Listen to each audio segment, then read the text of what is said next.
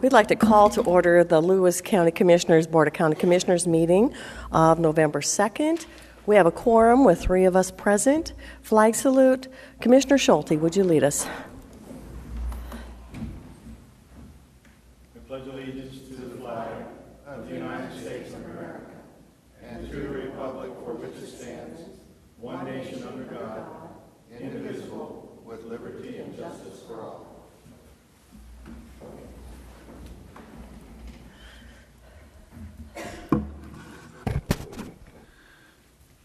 Madam Chair, I make a motion to approve the October 26, 2015 BOCC minutes.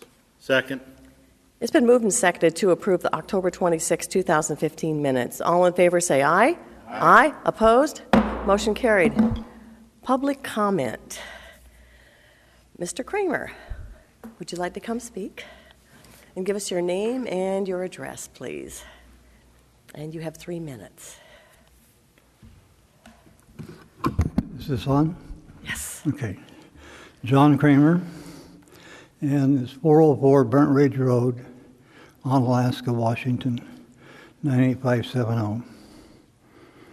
And what I did was I sort of looked back over the last few years, and you folks undoubtedly recall December the 3rd of 2007, and a foot of rain up here in the Willapa Hills, and a $800 million bill for the damages that the flood did. You all right? Yes. I had surgery on Friday, so I have a weird leg right now. Ooh, sorry. So it turned out that Jim Kramer and his crew did a study of the Chehalis River floods, and they laid these out on a timeline from about 1910 or thereabouts to 2013. And there was 16 major record floods in that time period that lined up, 14 of the 16 lined up with minimums in the sunspot cycle. And you say, well, so what? Well, it turns out that whenever we get a dip in the sunspot cycle, that we have upsets in the climate. And these upsets in the climate are when we get these big storms and floods. And so in your folder you will have a chart, and on this chart you will see that in 2007, it starts right there. The sunspots were going down at the end of that cycle, and in the summertime it hit almost zero, and it bounced up a little bit by the end of the year, but that didn't help because we got that big storm that came out of the Pacific, hit just below, well, at the end of Highway 6 here, Raymond, hit below Raymond, had 145-mile-an-hour winds, knocked down a great big power tower. They were out of power for a month, and dumped over a foot of rain in the Willapa Hills in less than 24 hours. And, well, that's not the worst of the story, because Weyerhaeuser's logging operations, sorry about that, Weyerhaeuser's logging operations had left a considerable amount of debris, and the debris washed down and stopped up in dams, and the water piled up behind it in lakes, and then the dams burst, and it took out the gauge up at Doty, and it took out some bridges, and total was about $800 million worth of damage. So we would rather that that did not happen again. Unfortunately, we don't have a dam on the upper Chehalis. And the likelihood of getting one anytime soon doesn't look all that great. You have about 30 seconds left. Okay. The debris has been collecting again for about eight years, and it perhaps may be near the levels of 2007. And I have a list of suggestions of things that we probably ought to do before we get the next record flood in 2018. If we're lucky, it'll be 2018 and not before. All right, so I have these suggestions, and we also should look at the issue of the size of the dam reservoir and the flood data collection. We'd like to have a little better data this time than we did last time. Thank you very much. Mr. Kramer, I have a couple of comments. Please do. One is I appreciate you handing us this all written out because you can't cover all this in 3 minutes. The second thing is I'll let you know on Thursday at 9 o'clock we have the annual pre-flood season meeting at the Veterans Museum. Thursday when? Thursday at 9 o'clock over at the Veterans Museum. And if you want to coordinate with Steve Mansfield, who is our Director of Emergency Management, who will be running that meeting, he's here in the audience today, and he may give you a few minutes to talk about your projections on when the next big storm is, statistically speaking, because of sunspots, weather patterns, El Niños. And I would also recommend you give him the list of things that the county can work on, because we really have to split this into 3 parts. One is what individuals should be responsible for. Exactly. One is what the county should be responsible for. Right. And one is what the sheriff's office does during the actual flood. And I see you have recommendations in all 3 categories. Yes, sir. So if you talk to Steve Mansfield, he has his annual pre-flood meeting Thursday morning. Shall do. Thank you. Thank you for your time. He's right there. He's in the back right there. Hi. Raise your hand. Yeah, there we go. There we go. Thank you, sir. Okay, thank you.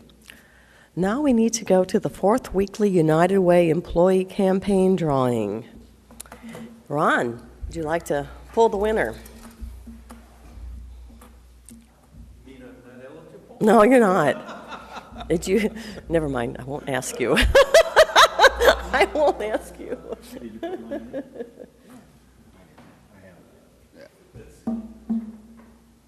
Oh, you got If 2. either one of them said, oh, you looked. I didn't look. You should have, because either one of them said Bill, I'd have split it with you. It's a PAO. Eric Eisenberg. Oh, Eric. He's in the audience. And he's in the audience. He's in the audience. Oh, my gosh. You won a shirt. Yay. Thank you.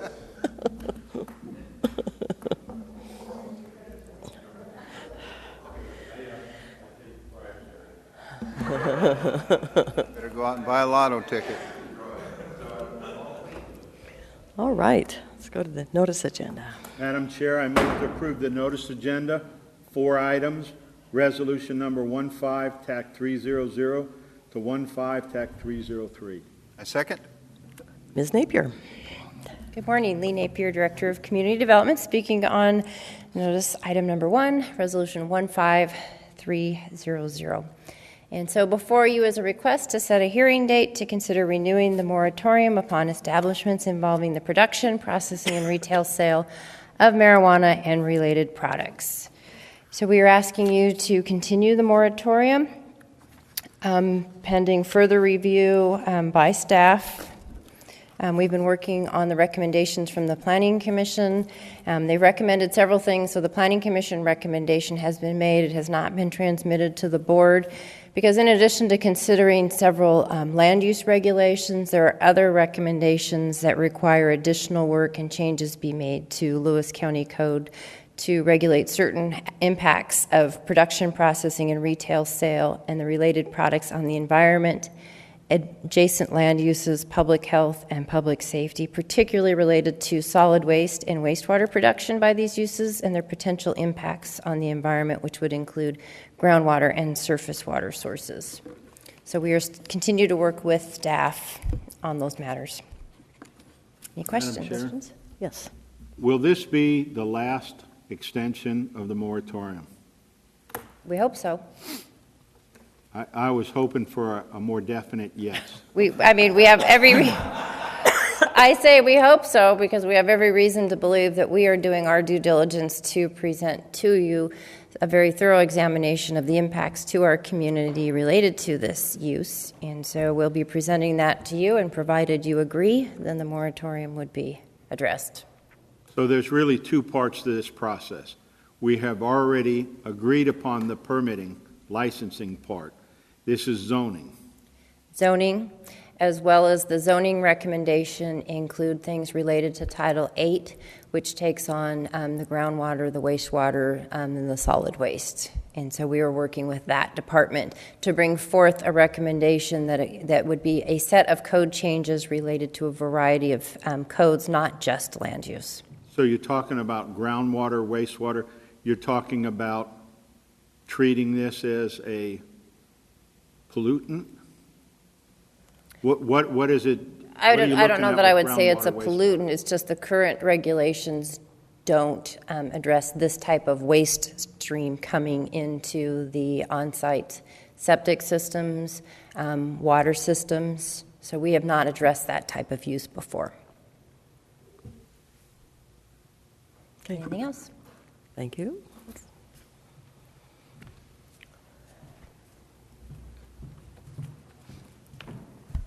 Good morning, Commissioners. Tim Elsey, Public Works Director, speaking to items 2 through 4 on your notice agenda. Item number 2 is a notice of hearing for the proposed 2016 annual construction program and for the 6-year transportation improvement program for the years 2016 through 2021. This is resolution number 15-301. And this resolution will give notice of this public hearing on November 16th. And this is pursuant to RCW 3681-121, all counties are required to prepare, adopt, and submit a 6-year transportation improvement program. And pursuant to Washington Administrative Code 136-16, all counties are required to prepare, adopt, and submit an annual construction program for the proposed road and bridge construction prior to the county's budget adoption each year. This public hearing will fulfill all of these requirements and will give notice to the public of the work that's to be done next year and for the following 5 years. Tim, I've got a question there for you. So in other words, this is the 6-year plan, but that may be adjusted depending on circumstances, possible flooding or other environmental changes. So this can be reworked at, following different times throughout the year. That's correct. The 6-year transportation improvement plan can be amended as needed by this board. Okay. And there's about 30 projects usually you put on it, and then depending on funding and other issues, then they can move up or down. Is that correct? Yes, and they do. Okay. Yes. Okay. Thank you. Tim, I invited Councilor Max Voigt to be here today from Centralia, and I said he might be interested in this particular piece. So how does this affect the cities? The cities do their own? That's correct. Every city provides their own annual construction program and their 6-year transportation improvement plan. And Along those lines, we have 2 different groups that coordinate these efforts. One is the Transportation Strategy Council, and there's another one that's a technical committee. And how do they work? They get together to plan regional construction programs and also to coordinate individual construction programs. They meet specifically for the purpose of determining how to spend the surface transportation program funding that comes into the county, but practically we work together to coordinate many different projects that would be built on the cusp of any boundaries. So you coordinate with your counterpart with both the cities and the state? That's correct. We have representatives from WashDOT, from the cities of Centralia, Chehalis. There's a representative from the eastern cities and then a representative from the western cities as well. And oftentimes there's a representative from the southwest CWCOG. And that's what?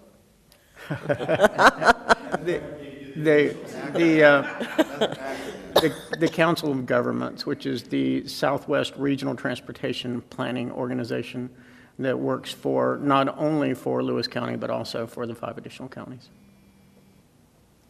Okay. Thank you. Thank you. Next on your agenda is notice of hearing franchise to Lewis County Public Utility District Number 1 to construct, operate, and maintain telecommunication facilities in Lewis County rights-of-ways. As you're aware, all franchises are allowed within rights-of-ways by franchise.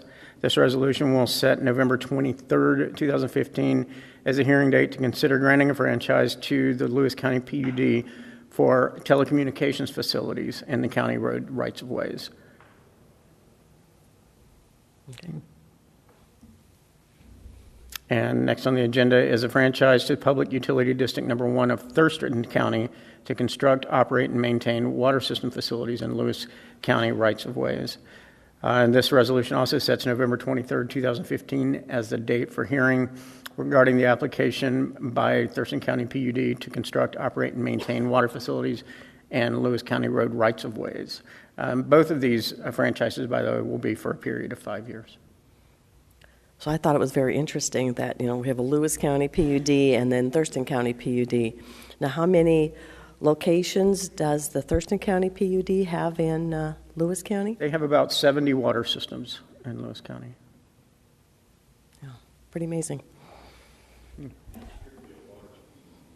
Correct. Okay. Thank you. It's been moved and seconded to approve the notice agenda, items 1 through 4, resolution number 15-300 through 303. All in favor say aye. Aye. Opposed? Motion carried. Madam Chair, I move to approve the consent agenda, items 5 through 11, resolutions number 15304 through 15-02002. I second. Good morning, Commissioners. Suzette Smith, Auditor's Office, Financial Services Division, here to present to you Agenda Item Number 5. This is Resolution Number 15-304, our weekly approval of warrants for payment. Last week, we issued 384 regular warrants, numbers 734-582 through 734-737, and 735-136 through 735-363, for a total of $1,683,979.82. Any questions? All right, thank you. Thank you.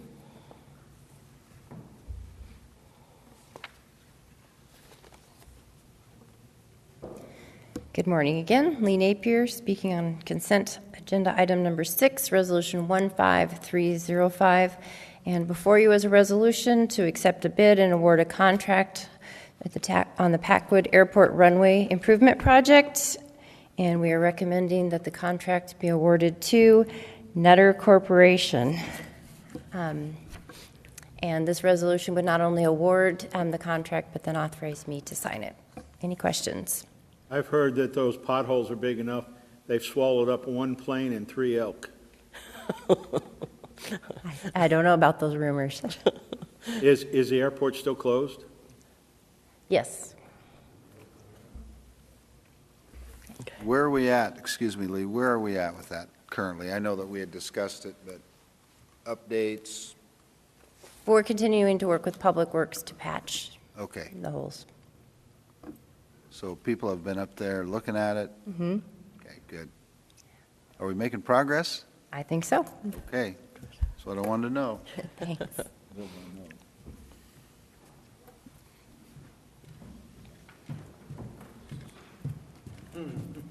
Good morning again. Tim Elsey, Public Works Director, speaking to items 7, 8, and 9 on your consent agenda.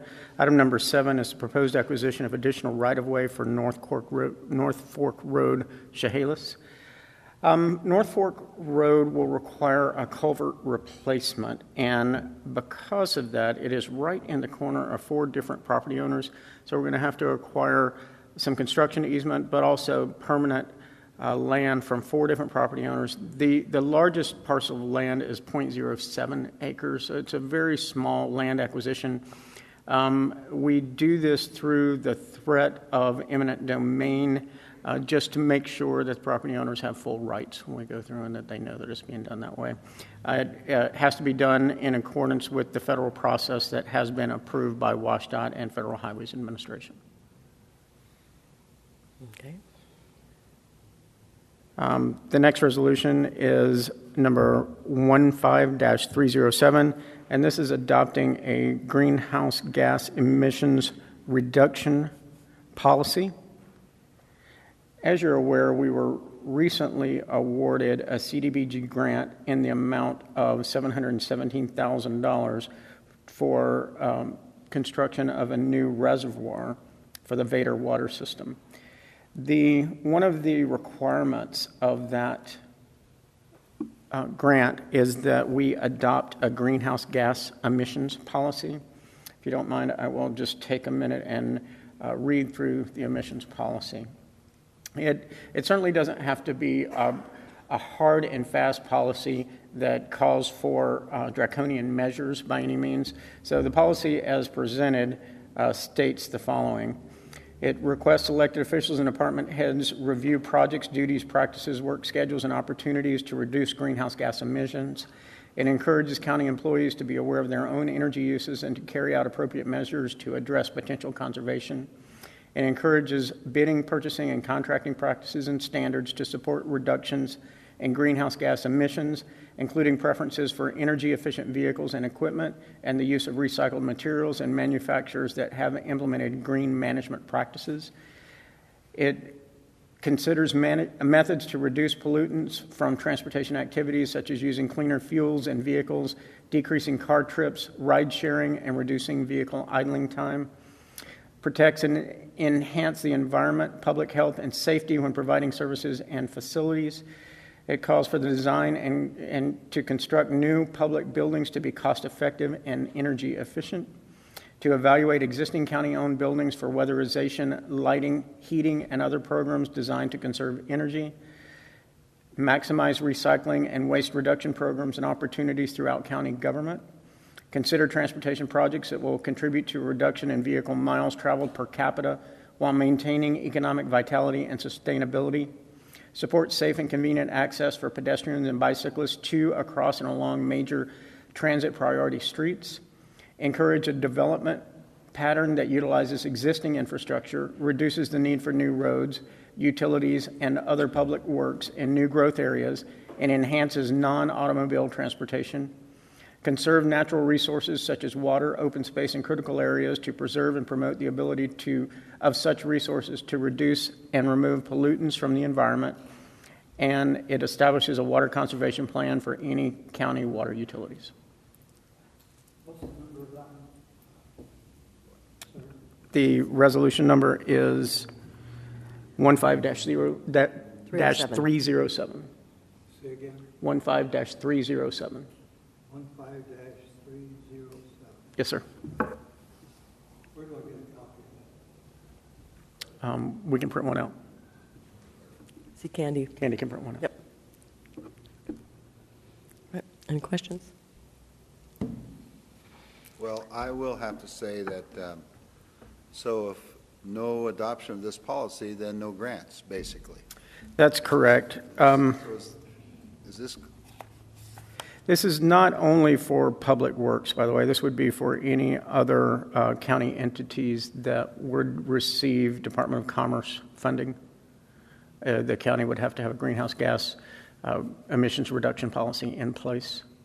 Now, I believe everything that's in this policy are common sense things that I think we could all aspire to.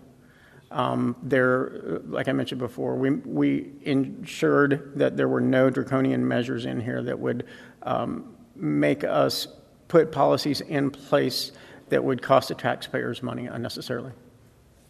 Are you claiming that this resolution is full of common sense?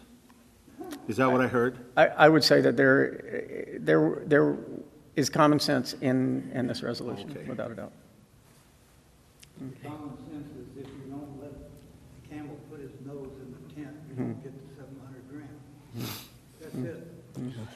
Well, again, it's one of those things, again, that, not that we're not going to adopt the policy, but once something's established, then once the governments or the feds tell us we have to do something, this is going to have to be expanded at some point, because otherwise they're going to say, at some point they're going to cut our funding off if we don't comply with this. Well, and this is already in, it was adopted into the RCWs in RCW Chapter 7235. And 7235-070 covers the distribution of funds for infrastructure and capital development projects. And they require that all public agencies consider whether or not a local agency has adopted a greenhouse gas emissions reduction policy prior to distributing funds. I guess I must be the only one seeing the downside on some of this, but. No, you're not the only one. No, Okay, That's when he claimed it we was. pushed into it. yeah. So- Yeah, you can come to the, Are we going to be considering this again, or is this yes, no, do it now, forget it forever, or what's going on? This is adopting the policy. Okay, so you get one chance to turn it down. You have multiple chances to approve it. Correct. Except we have to approve it before we get the grant money. Which is 700 and some thousand, right, to, $717,000. yeah, to the city of Vader, so it's, yeah.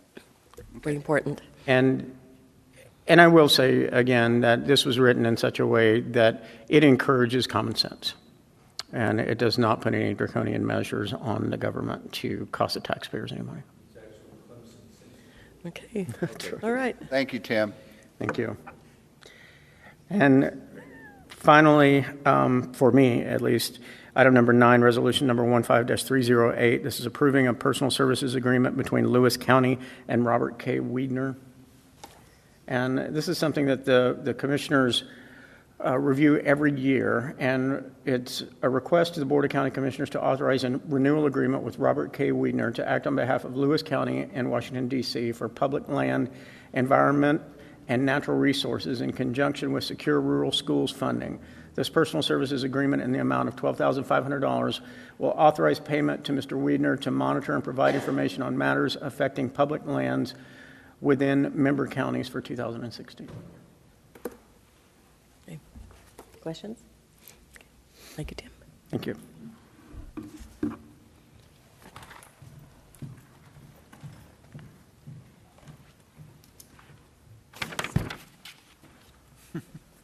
Hello, April Kelly, Social Services Manager with Public Health and Social Services, speaking to number 10, Resolution 15-309, appointing Deborah Mizner to the Lewis-Mason-Thurston Area on Aging Advisory Council through December 31st, 2017. Could you tell us some of her Yes, characteristics? she lives in Winlock, and she is very active and has a passion for adults with developmental disabilities. So I think that that's kind of her background. So she'll have a lot of good information and background to add. And doesn't she have some tribal contacts, too? Tribal? She does. Does she? Yes. Yes, yes. Yeah, she didn't put it on her application. Anyway, with the Collins tribe, so that's a good fit. Yes. Okay, thank you. Thank you. It's been moved and seconded to approve the consent agenda, item 5 through 10. If you look on the back page, was that number 11 pulled? Here, it's a hearing. Consent agenda, items 5 through 10, resolution number 15-304 through 309. All in favor say aye. Aye. Opposed? Motion carried. Now we'll move into a hearing. I will call to order the hearing. We will first have a staff report, followed by a question and answer period. We will then close the question and answer period and open the hearing for formal testimony. And if people are giving testimony, it will be 3 minutes in duration. And those citizens who want to testify should sign in on the sheet now, over there at the podium.